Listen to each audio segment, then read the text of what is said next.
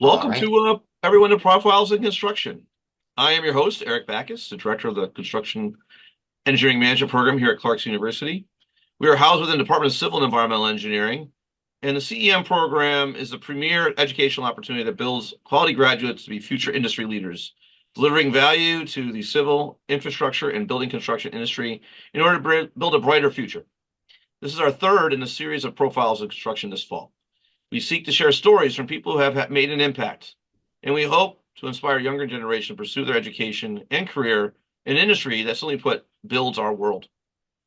I have with me today Jared Heinl, principal of Beardsley Architects and Engineers.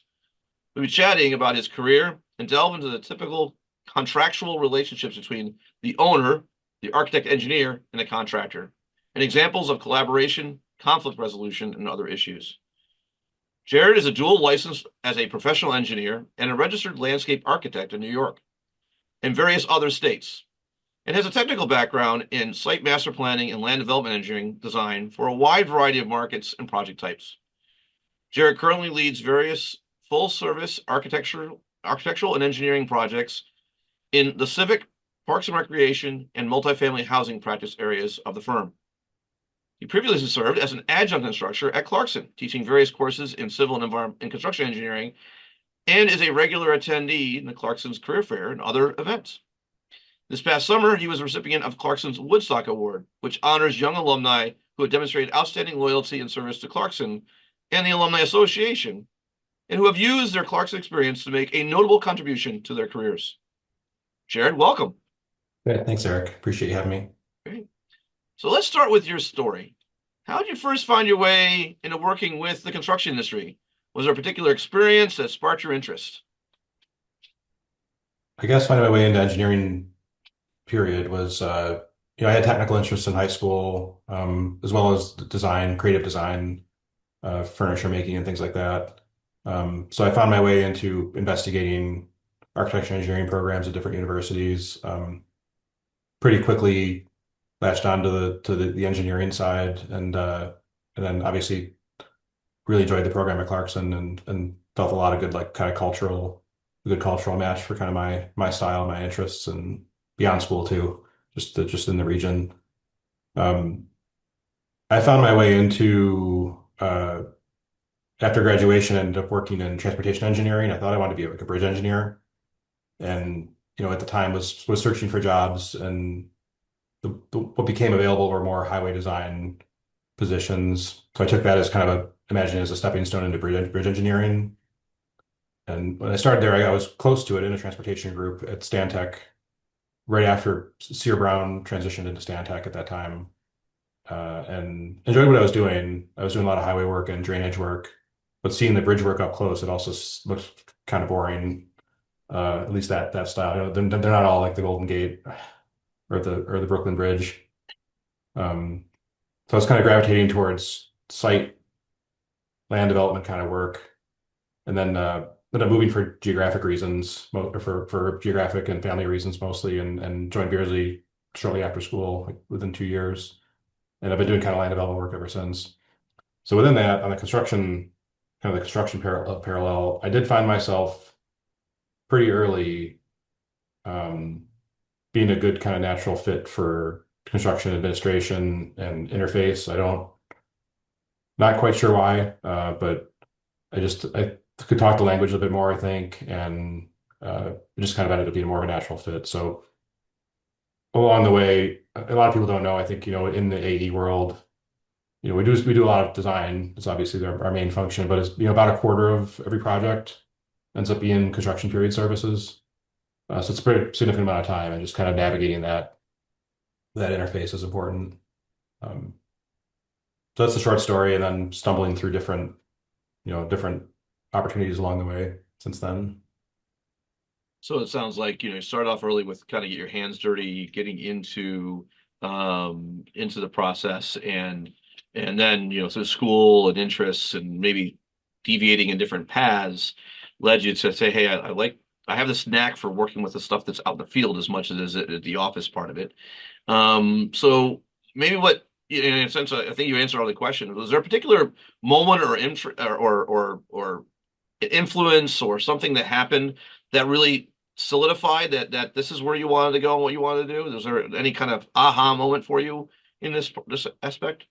No, there was no particular like flash in the pan. It was just kind of over time. I'm probably the kind of person who would be happy doing or find ways to be happy doing almost anything.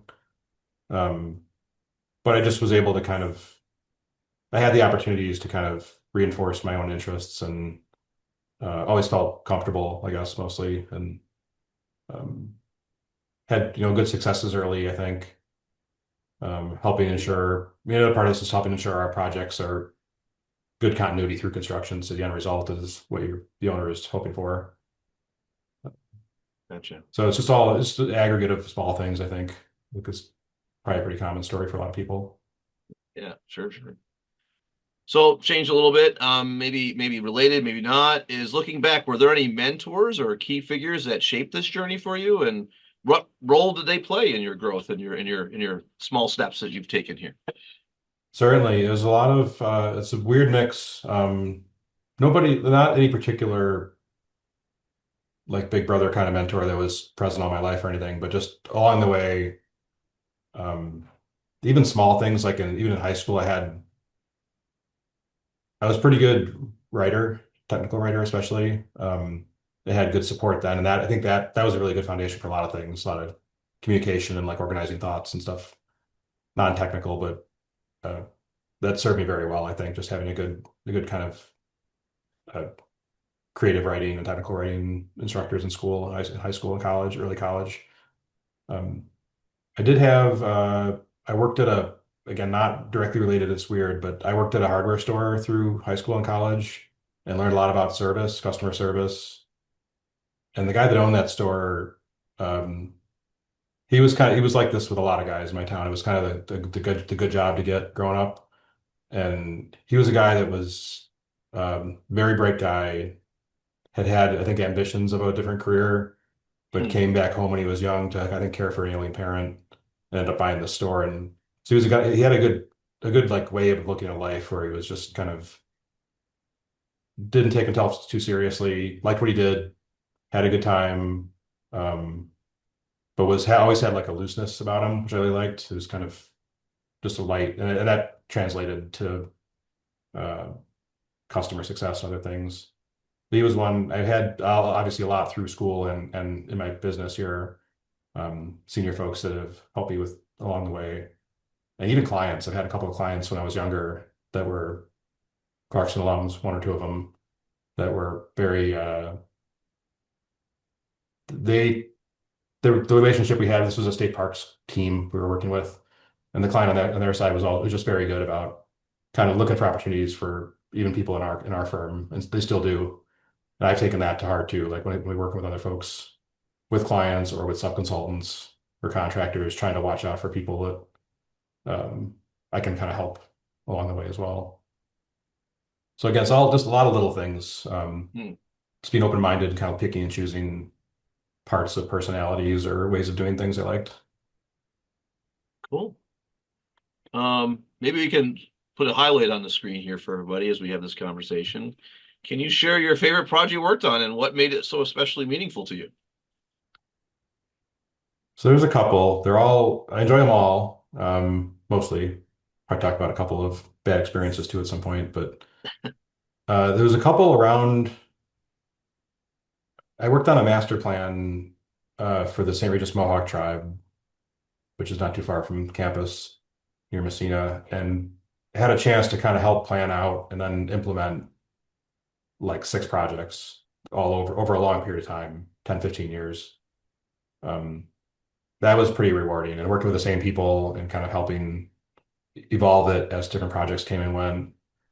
One of those was a large administration building for the tribal government.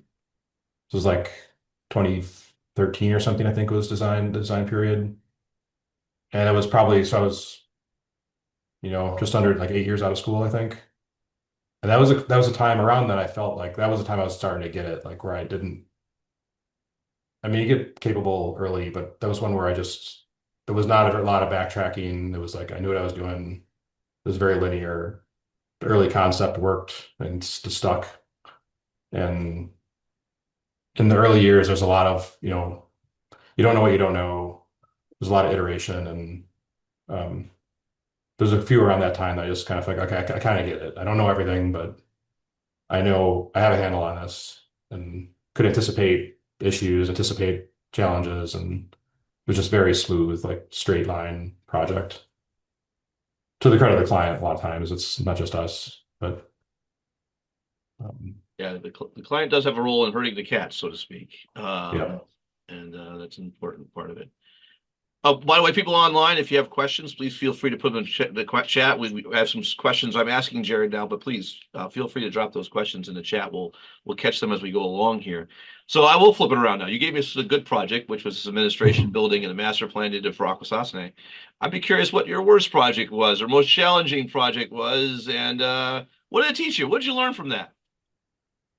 Yeah, I won't name any names, but it's almost never, they're never about the project, the technical stuff, or the, like, I can find, usually you can find interest in almost anything, whether it's a relatively boring scope or very complex, challenging scope. It's usually the people, and the worst ones have been sometimes very financially successful, and the outcomes are good, but just like it's just a slog with they usually tend to be the common themes are teams that have no clear leadership on the owner side, large groups that are kind of jockeying from a position of fear or intimidation from their leaders.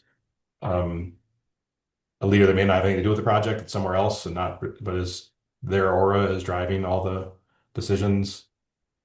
Those aren't great. But again, we usually find ways to have fun and enjoy all of them. They're not, whether they're big or small. Um, the best are when you have a good relationship and it repeats for years and years and years and project after project after project, especially with like institutional or governmental clients, just way smoother. And I enjoy, one-offs where you really have an uneducated client or an inexperienced client, and it can really help guide them if there's a good mutual trust. But it's usually when there's like a big bureaucracy and unclear communications. It's, we're trying to wrangle and help find different ways to communicate. That's the lessons, I guess, is just like keep having to try different ways to communicate, and whether they're visual or written or for in-person meetings or virtual meetings, just to keep trying to picking away at like getting to core decisions and a core kind of communication loop. Yeah, I think one of the things I've found for working on any project is you got to figure out who's the decision makers, how does that proportionality of who gets to say what, where, how, who's the ones who can do that, and more importantly, get past the ones that say they can do something or seemingly have they're speaking a lot, they're engaged a lot, but they really actually don't have a lot of there. And then the person who's not been talking, who's going to come out from the backside, you don't even realize is out there, who's going to turn it completely upside down on you, and that can be a really big challenge. And so drawing that out early so you don't have those back steps because of that challenge of the hearing the wrong things or hearing the influence, hearing the wrong influencer, if you will, to use a modern term, to think Yeah. about that. And a lot of this communication. It's also kind of, drawing people out. How do you draw them out from where they don't want to talk and get them engaged? Um, Yeah, when really they can do it. starting on those bad experiences, like it starts at the proposal phase before you're even doing any work. And so usually there's warning signs. If you learn to pick up on them early.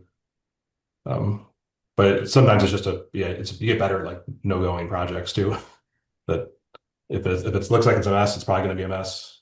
Is it worth it? Do you really need the work? Is there other opportunities like design challenges that are make it worthwhile to slog through it? Um, but that's the most complicated. The relationships are the most complicated part of this industry, certainly. So as I mentioned, audience might ask a question or two, and thankfully the audience has an audience member who's actually bringing a question about what we're talking about right now. So I'm going to ask this question. And one of our audience says, "I love you mentioned about interpersonal relationships and communication. And knowing that you do recruit heavily, we mentioned up front, you come to all our career fairs, you're recruiting from us. There's a lot of Clarkson alumni there, and you're now in a leadership position there at Beardsley. Is there something we can be doing better here at Clarkson to help students build stronger relationships so when they go out to practice, they're able to be engaged in a way you're talking about, be able to deal with those issues?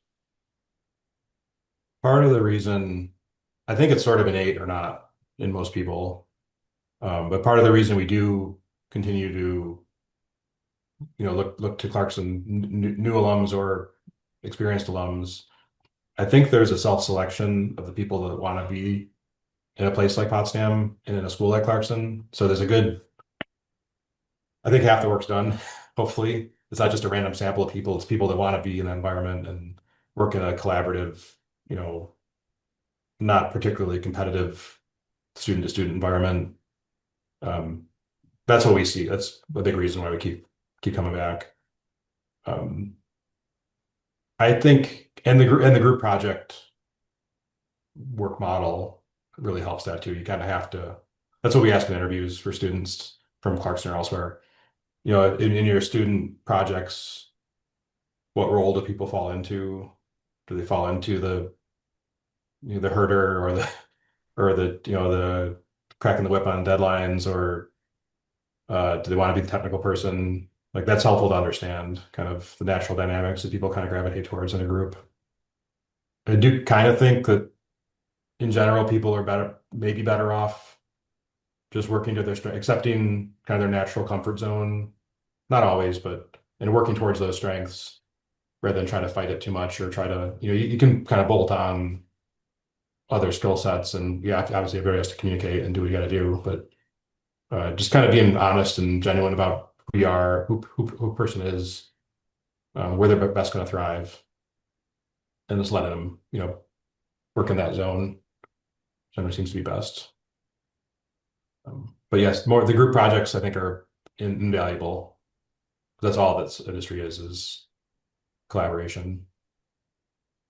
The nuts and bolts of design and construction, I think, are generally quite easy. It's a small part of the kind of even a complex multidisciplinary building project. Most of the major thinking is done in the first 20%. The rest of it's all executing, illustrating your design, communicating to the contractors clearly.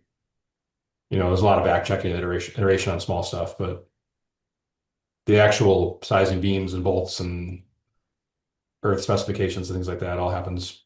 That's not the hard part. It's the rest of everything else is the hard part. So maybe let's talk about the hard part. What's the biggest misunderstanding between architects, engineers, and builders? And how do you bridge that gap in what you do? I think, there's a lot of stereotypes, obviously. Some of them are there for reasons. Um, I do find the vast majority of people are just trying to do a good job, and some just don't have the skills, the communication skills to articulate themselves well, or have been trained out of a structure of liability, fear, or had ego stuff reinforced about their profession. Um, by and large, it's pretty good. Like it's much more collaborative than people think. Um, it helps a lot to have just kind of set the tone.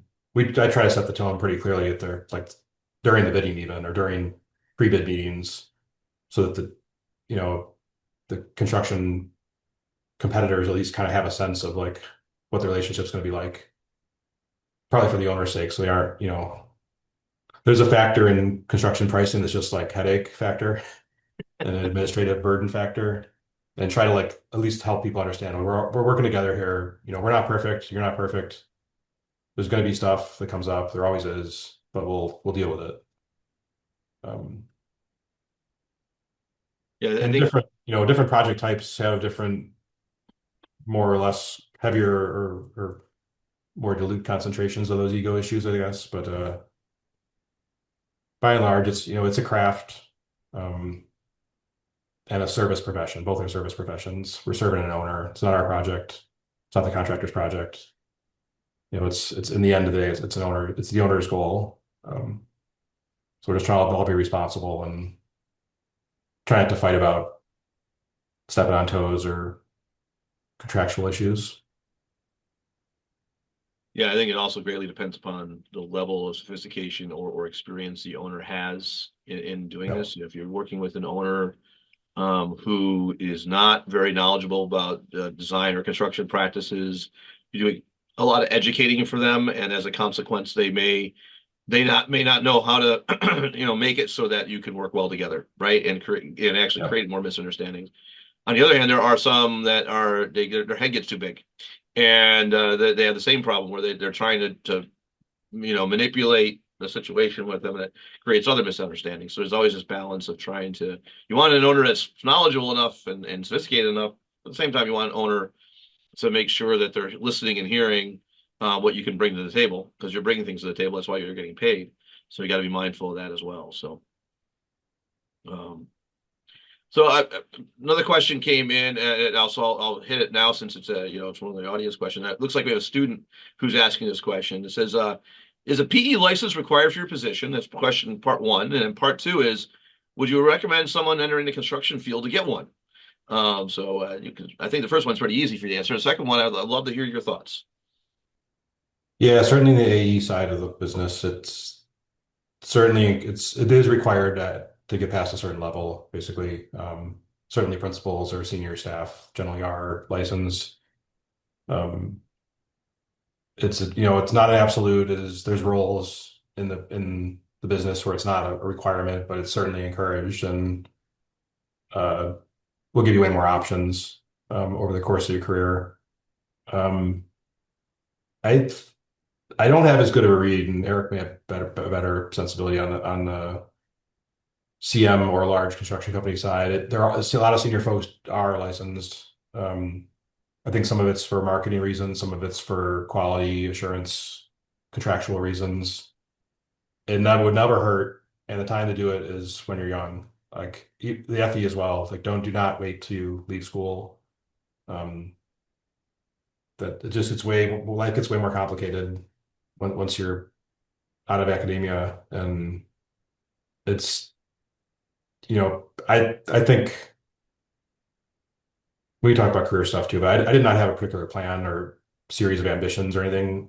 I just kind of took advantage of opportunities along the way. But that's one I think is just keeping your options open is it's important, and that certainly helps. It maximizes your opportunities.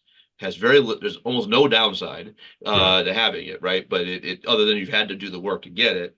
yeah, But once you've got it, then it opens a world of doors, and anybody, and I think you would agree, anybody early in a career, you want to be opening more doors than you're closing. And so by yes. not getting it, you're closing a certain door, and that would be a bad thing to do early in your career. Try to create as many openings you can go through because you never know how life is going to treat you. So that it's almost a mistake not to pursue it, because you're going to close the door for sure. Um, so I'll move on to another question that's kind of interesting. There's a lot of things out there today in our common discussions around technology and so on. But what's a trend in construction engineering and architecture you think is way overhyped, or underrated? Was there something that's way overhyped or massively underrated that is going to be taking us by storm here somehow? It probably varies by industry. Um, the the AI impacts are still a big unknown and a very hot topic. Um, the industry still relies on laws and compliance with code and things like that are going to remain important. I think our hope in the industry, I think probably for most industries, is that AI, and the technological advancements are taking some of the scut work off our plate and letting people, work to their highest and best level, best uses, and not it's the minutia. It should be taken care of. And that gets better and better with all the software platforms that evolved in the last 20, 30 years. Um, there's still, again, another reason why we like the Clarkson program or accredited programs in general versus some others is fundamentals. I think fundamentals in design and execution are really, really important. And we see programs or people that come into the CM industry that don't have the basics. And there's kind of flashier, um, I don't want to knock sustainability because it is vitally important to our planet. But there's a lot of like greenwashing and little niche things that people do hype up in particular industries or particular practice types, that have a very small impact on the end results.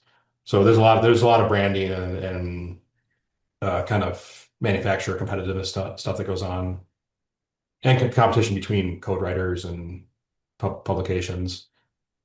So just I think my standpoint is usually just try to keep looking through to the fundamentals. Like, what are the goals? What's the biggest impact to the owner? Um, and keep working that way. Um, it's tough to say. It's that I don't think there's a dominant like particular thing that's overhyped or underhyped, but I think people are just losing sight of like, what are we trying to do? What's the most efficient path to do this? What are the project goals? And not just getting watered down in a particular trend. Has that been kind of a corner of your success, is being able to distill that and kind of get that, read it back to the owners or your clients, and more importantly, also communicate that to the contractors and construction professionals? Here's the bottom line goals. Here's what we're trying to get at. Here's what's driving this project. Yeah, And is that kind of part of your success, you think? I think so. Yeah, especially in like in group dynamics where you're trying to. I'm gonna be attending we have a design charrette later this week for a somewhat complicated project. It's not that bad, but it's going to have that particular group has a lot of players and competing. You know, the goals are bigger than the budget, and trying to balance equity between the users. It's a maintenance shop project that's got several different functions in it, like painters and carpenters and welders and vehicle maintenance shops, and they're not going to get what they want. So just trying to like take a step back. What's the larger goal? What do we really have to work with? And and start backing into, do you really just want square footage, or do you want less square footage that works really well? You know, because a maintenance shop that has all the walls or overhead doors isn't very functional if you need wall space for tools or storage or whatever. So yeah, that is a role I've tend to fall into is, trying to keep the view of the horizon. Gotcha. Gotcha. Okay. Maybe the next question is a good one because it relates to that is this idea of project management. And can you maybe articulate a little bit of thoughts about what's the difference between a good project manager and a fantastic or a great project manager? What's that differentiator when it comes to the world you're in, and not just what you do as a project manager, kind of from the design side, but also on the construction side, the person you're working with that's going to be the project manager. What's that differentiator between good and great? I think it's the same for an engineer or a site superintendent or anybody else on the team. It's the quicker you learn and the more you learn about how your piece fits into the larger piece, larger goal for the owner, it just makes things much smoother. People forget, I think there's like the end goal might not be to construct this project and turn it over. That project might be one in a series of strategic goals for an owner, and the building's just a little piece of that. They want to deliver something or provide a service or manufacture something, whatever it is. So just keeping it mostly helps you ask the right questions, helps probe, so you're not heading down some blind alley, and then finding a surprise too late, or an expensive point to fix it. I think knowing more about it tends to be somebody from the owner's team, somebody from the construction team, and somebody from the design team that converge. But then upstream and downstream, there's these big cones of staff or goals or uh, requirements, whatever they are, that all have to converge. So just being mindful, trying to be proactive about what's going on a notch or two away from where your role ends. Um, I think that's one of the better pieces. And then for me, like particularly for a design services firm like us, I'm always trying to balance.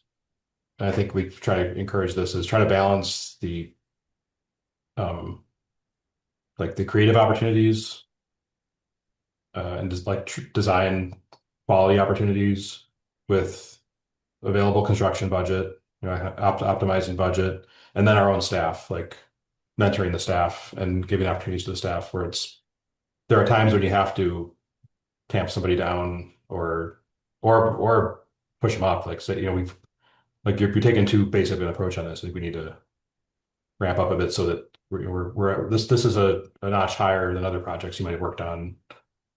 That kind of Venn diagram of those three things, kind of the creativity, the budget, and then the team culture. Kind of they flex a little bit project to project. Hopefully, it's mostly in equilibrium, but that's the usual challenge is how hard do you push? When do you push?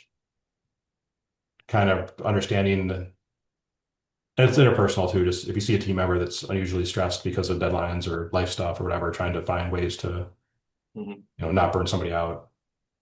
Um, that's all that. There's a lot of basics about, or a lot of tools about, financial management, that kind of stuff too, that are really important. You have to be successful, in private industry, you got to make money to have another project to do. But, you know, it's it's not all money. Um, we've had very successful projects that we lost a boatload of money on, and I still feel good about it. You get a lot of mileage out of those sometimes, and it's a much there's a bigger picture in the end for like client happiness and future marketing and all kinds of stuff. Yeah, sometimes it's hard to take those lost leaders, right? But sometimes those lost leaders do give you future opportunities, so they don't end up being the loss you thought they were in a big picture. Yep. But in the moment, and you're trying to look at the budget project itself, it's a challenge to say, well, the budget didn't really help me out there, and it's too tight, and we end Mhm. up spending more money than we even put into it, kind of thing. And so it's always a challenge. Um, and yeah, I think you're right. Yeah, you got to be a good person to be able to work with good people. You got to manage the budget, and you got to deliver on what the client's looking for. You got to be able to deliver on the project. And if you can do that, that puts you in that next bucket of where you could be as a project manager specifically. We touched on it a little bit, but I think actually I want to touch more on some of the things that maybe it's a bit broader question. What do you see transforming the construction industry in the next decade? What's going to be the big change that you think you see? We talked a little bit on kind of the overhyped, underhyped stuff, but what do you see as something that's going to change how we do business and how things are working? Is it, change into more design build? Is that we already have that to some degree happening in New York State, but not nearly as much as other places? Is there project delivery systems? Is it technology? Is it materials? What are the things that you think are going to really be moving the dial over the next 10 years that we should be thinking about based upon where you're at in practice? Yeah, it's hard to say. I don't know if at some point there's going to be a retraction from like the industry's gone from the last 60, 80 years from kind of a master builder model to a more fragmented, specialized subcontractor model. I get some sense that there's some retraction from that, where it's having at least a few core services in-house for a CM, say, is becoming more valuable.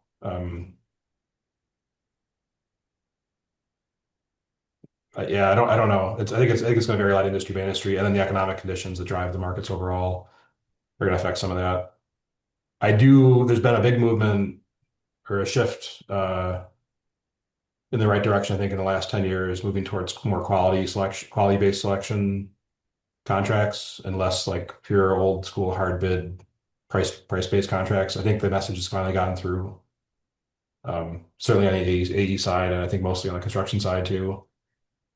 I don't know if that's going to trickle down into more reform in some of the um, municipal bidding kind of environments, but that's a big positive, I think, where you can really kind of you're it encourages collaboration, it encourages more early integration between the construction team, the design team, and the owner.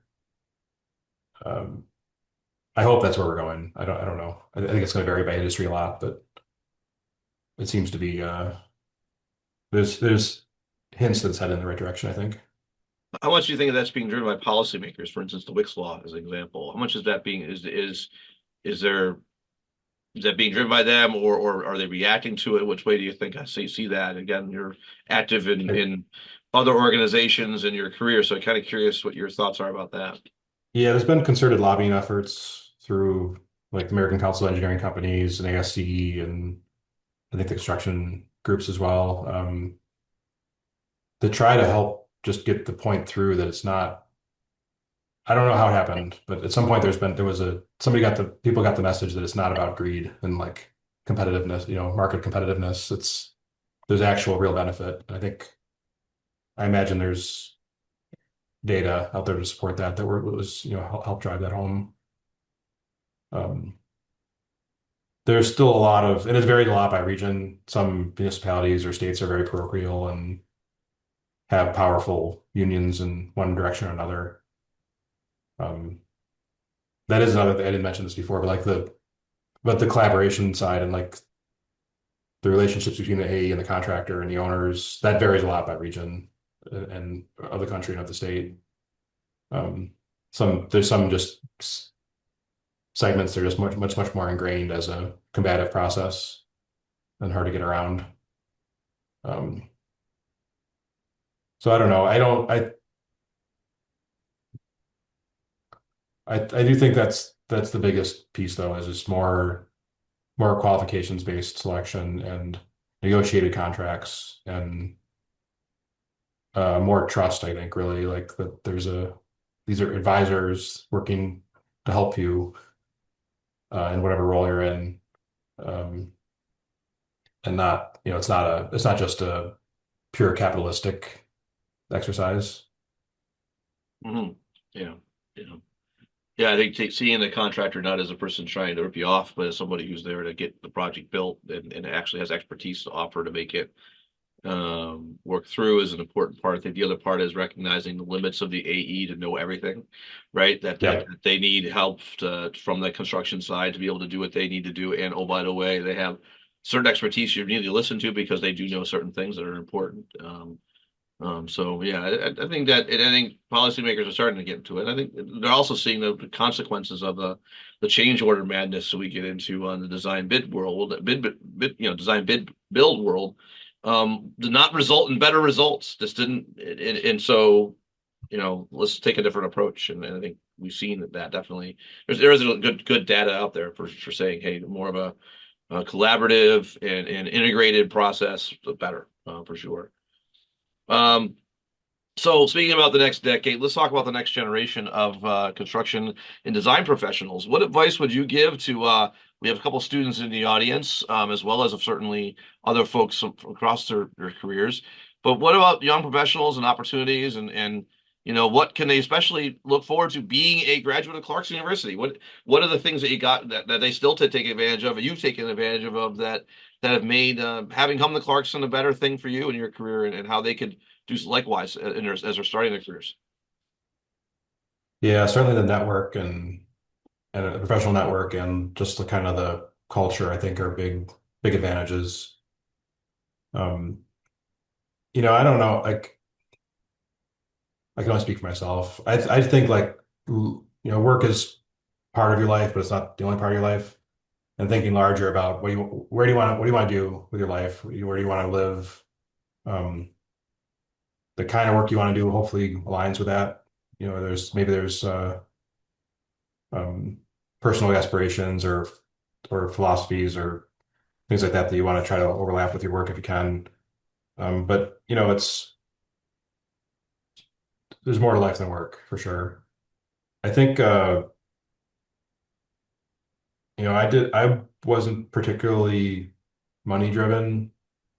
You got to know your worth and be fair. And I think get yourself in an environment that people also respect your worth and compensate you fairly.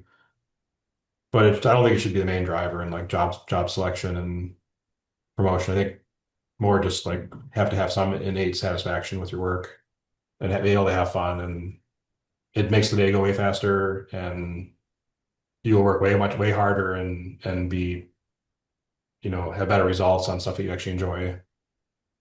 I have friends in other industries, and they ask you if you like your job. I'm like, yeah, of course so. Why would I do it if I didn't? And people work long careers in miserable jobs somehow. So we're pretty fortunate that way.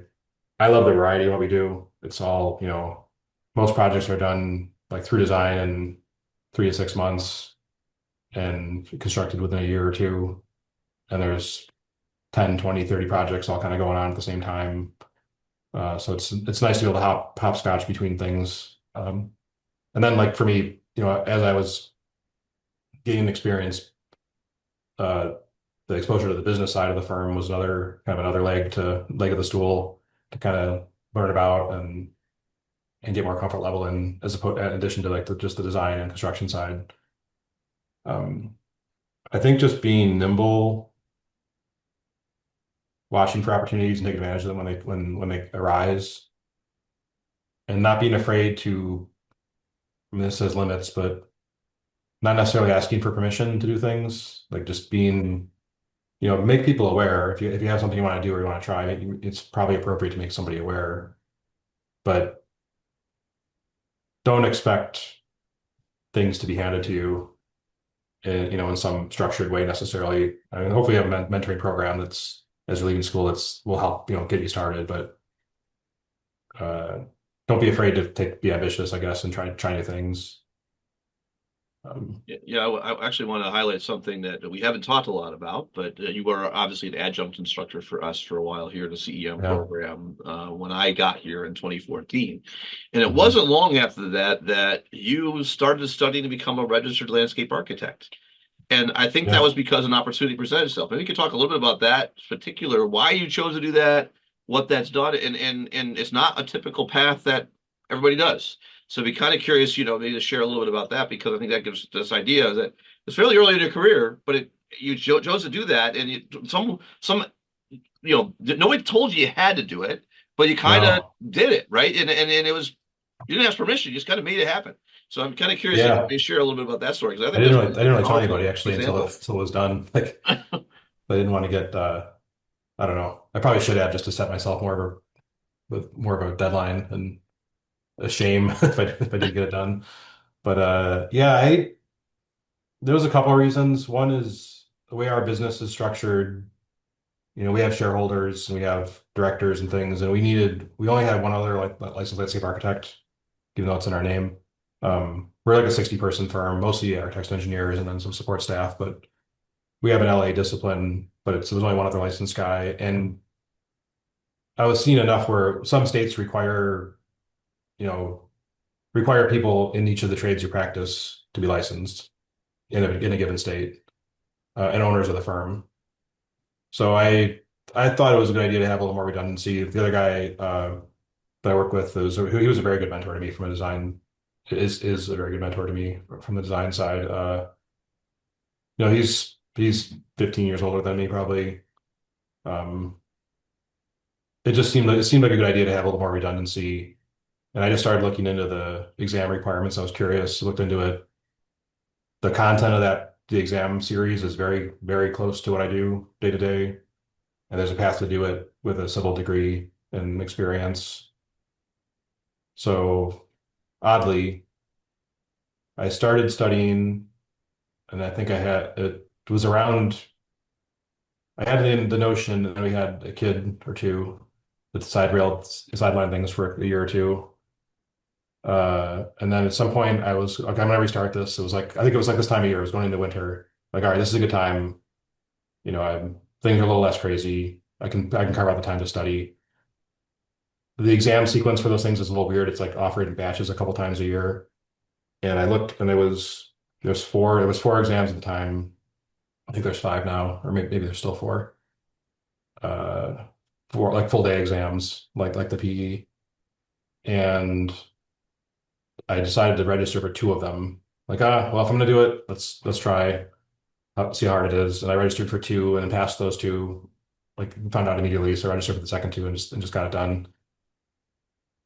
It's proven to be a very like from a marketing standpoint and the education I got from learning preparing and studying was very useful, but it's definitely a good selling tool on combining the technical and the creative, at least in the perception of the owner. I mean, Yeah.